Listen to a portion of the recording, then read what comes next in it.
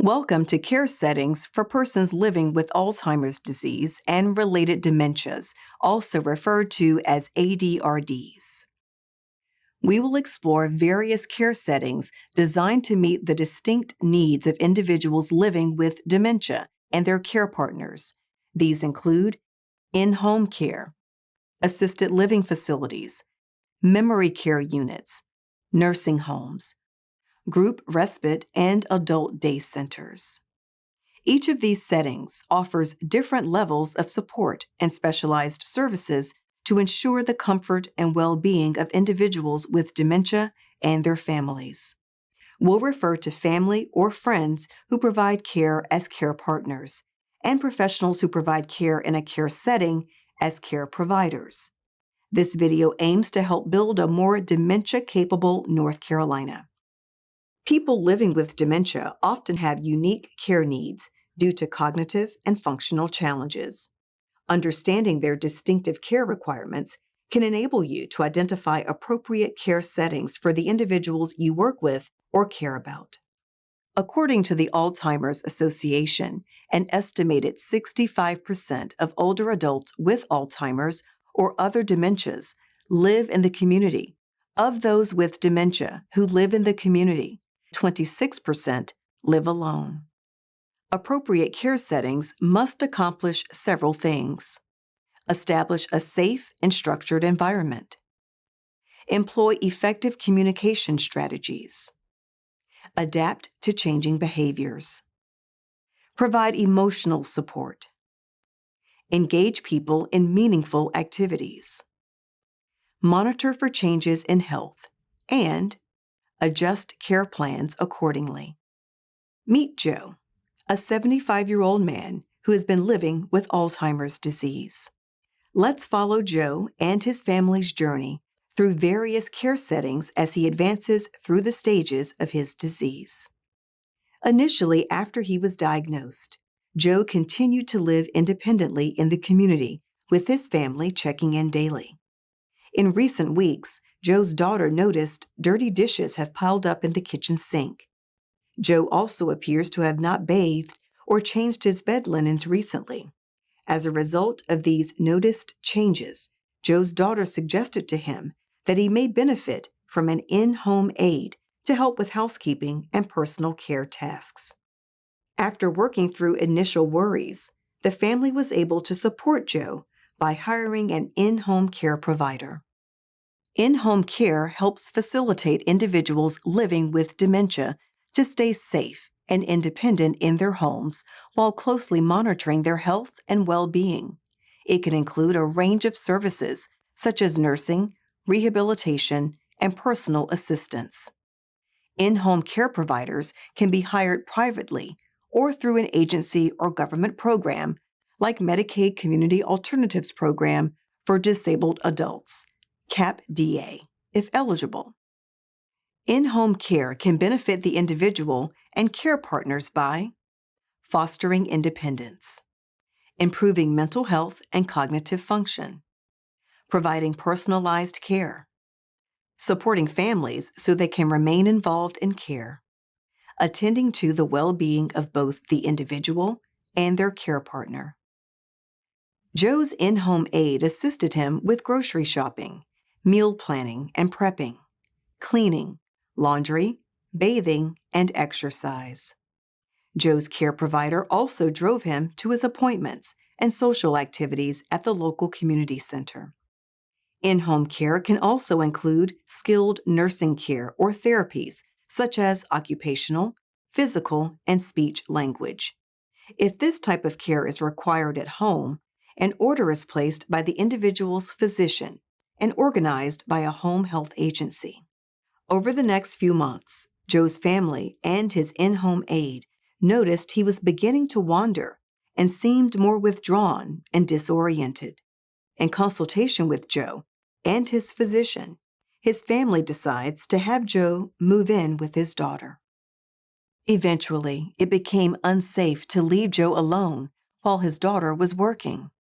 To address this, Joe's in-home aide maintained their current schedule of 3 days a week, and Joe began attending a local adult day center for an additional 2 days each week. It took some time for Joe to adjust to his new routine, but with patience and understanding, he soon began enjoying his days at the center. Adult Day Center services offer an opportunity for social interaction and participation in staffed activities like music, crafts, or exercise.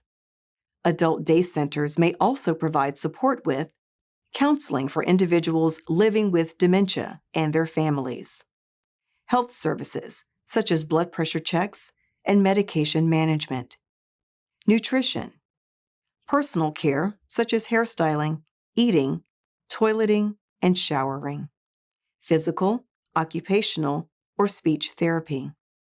Respite care can provide a temporary break or rest from caregiving responsibilities for care partners to relax and recharge, spend quality time with friends or family, attend to errands or personal needs. Respite can be provided one-on-one, in the home, or in a group respite care setting, such as an adult day center. The ongoing support provided to Joe, his daughter, and their family through in-home care, an adult day center, and respite services significantly bolstered Joe's support network. This enabled him to continue living at home with his family while also supporting his care partners.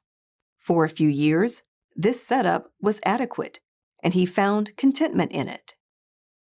Recently, Joe's family noticed a decline in his comprehension and an increase in his need for support with daily tasks such as eating and drinking.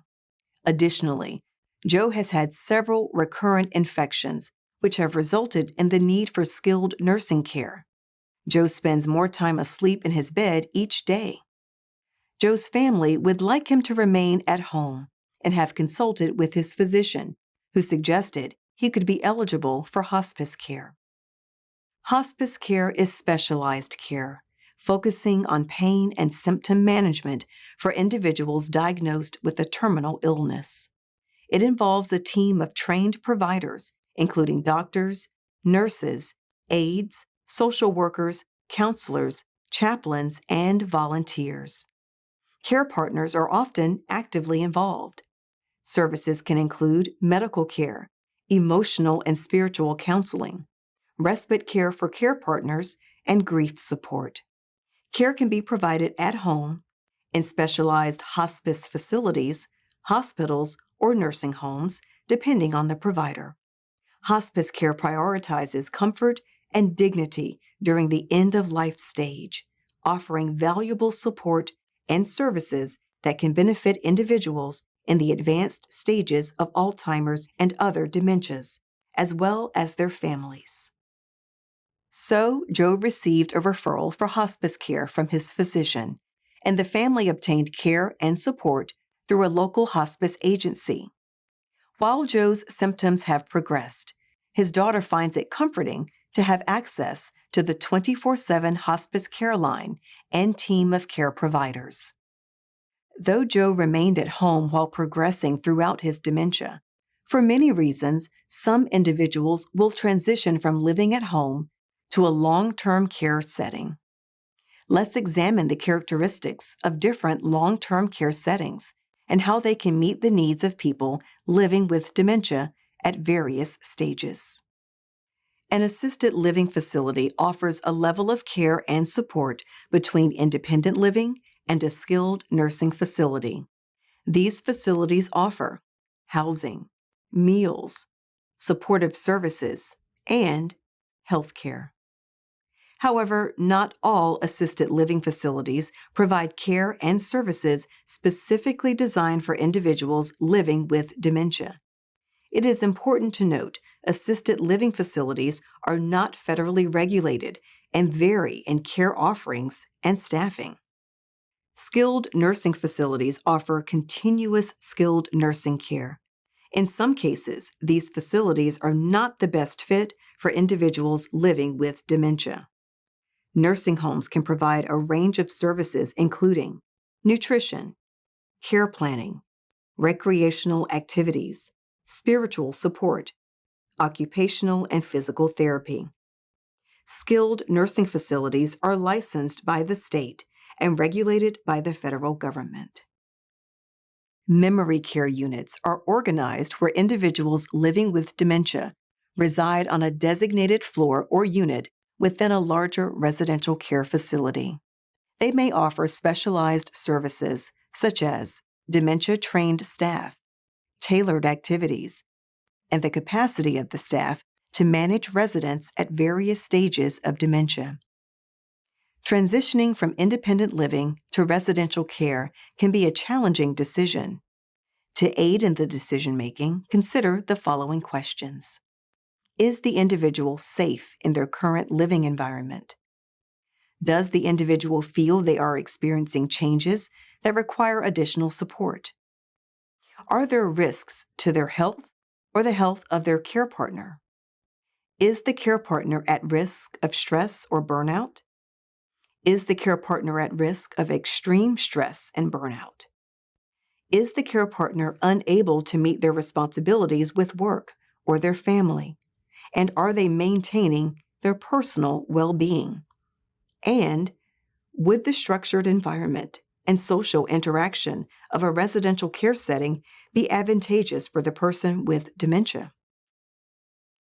Some of the factors associated with increased likelihood for elder abuse by a care partner are caring for an adult over age 75, living with the older adult, inexperience or unwillingness to provide care, conflict within the relationship, other caregiving responsibilities, for example, looking after or raising children, isolation and lack of social support, poor physical health, history of mental illness, depression, anxiety, drug or alcohol use disorder, history of abuse or family violence.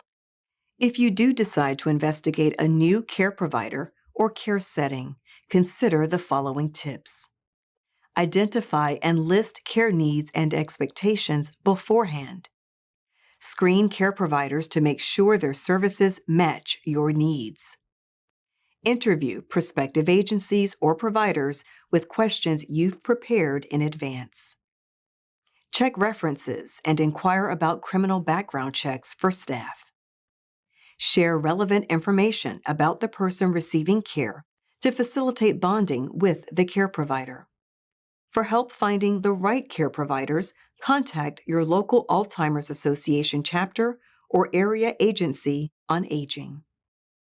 Whether an individual with dementia is living independently or residing in a long-term care setting, care partners play a pivotal role in their life. And as we mentioned earlier, care partner burnout can lead to elder abuse or neglect. Therefore, recognizing the significance of care partner and provider education and support is essential for promoting quality, person-centered care. Education and support groups are essential in providing family and friend care partners with the necessary knowledge and skills to navigate the complexities of dementia care and prevent burnout, reducing the risk of abuse or neglect. In North Carolina, Project CARE is offering case consultations and some respite care for care partners of people living with dementia. Local area agencies on aging provide resources and offer family caregiver support programs. Communication is especially important when an individual living with dementia can no longer communicate about their care. Communication should be frequent and ongoing between care partners and providers.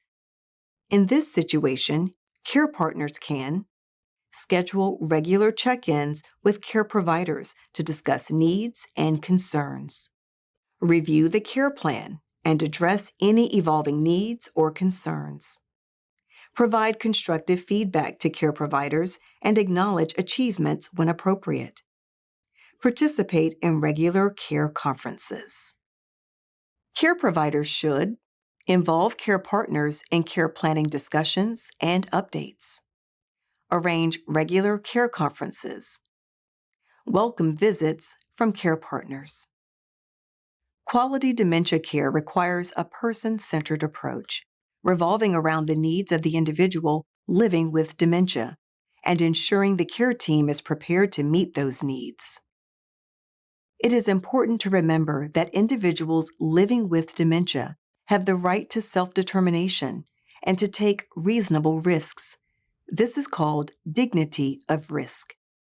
Care partners and providers should make sure the individual living with dementia understands the potential risk to themselves and others. Work with the individual to manage those risks and respect the individual's choices. Now, let's consider some key actions the Alzheimer's Association recommends for person-centered dementia care. First, take the time to get to know the individual by understanding their lived experiences, personality, history, and preferences. Care providers can tailor their approach to offer more personalized and effective care, enhancing the individual's quality of life. Next, family members or previous care partners should help familiarize care providers with the needs and background of the individual living with dementia. Sharing valuable information such as family stories, favorite hobbies, likes and dislikes, preferred name and pronouns, morning and evening routines. It may also be helpful to decorate the space of the person living with dementia with familiar belongings, which can help with orientation and cognition. Consider using assistive technology like clocks displaying the date and weather to aid in orientation. Avoid bringing valuables to ensure they are not lost. Visit the facility at different times of day to assess staffing levels and the overall atmosphere. These steps can help promote a smoother transition and contribute to overall quality of care.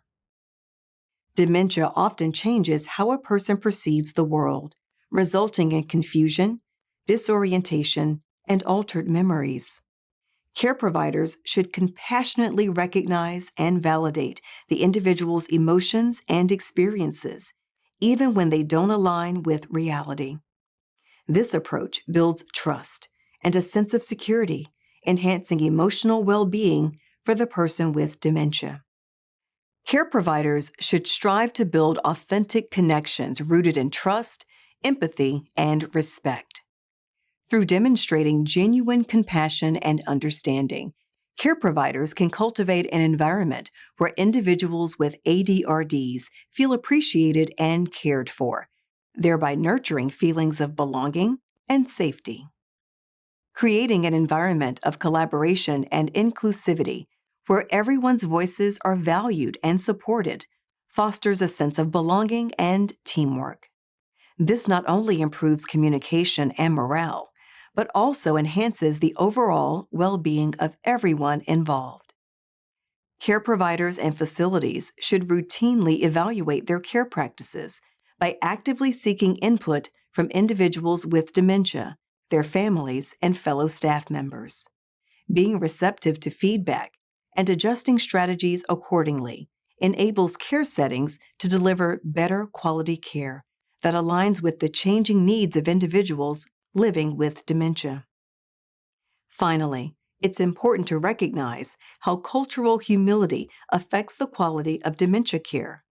Cultural humility means that care partners and providers understand and respect the various cultural backgrounds, values, and beliefs that influence each person's identity and experiences, including their own. In line with a person-centered approach, cultural humility in dementia care acknowledges diverse cultural backgrounds and values, encourages caregivers to approach each person with openness, respect, and a willingness to learn, leads to understanding cultural differences, helping to tailor care to individual preferences and needs, fosters trust, communication, and rapport, and promotes dignity, autonomy, and quality of life in dementia care. Individuals with dementia come from various cultural backgrounds and their cultural identity can profoundly influence how they perceive and respond to their diagnosis, symptoms, and care. For instance, certain cultures may have specific dietary restrictions or preferences based on religious beliefs or traditional practices. In such cases, care providers need to be aware of and respect these preferences when planning meals and providing nutritional support.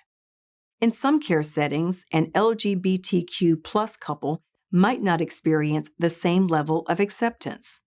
Practicing cultural humility requires care providers to prioritize including the individual's partner or family of choice in their care plan to ensure their needs and preferences are respected and supported. In addition to person-centered care, it is also important for care settings to prioritize detection and diagnosis, assessment and care planning, medical management, information, education and support, ongoing care for behavioral and psychological symptoms of dementia and support for activities of daily living, staffing, supportive and therapeutic environments, transitions and coordination of services.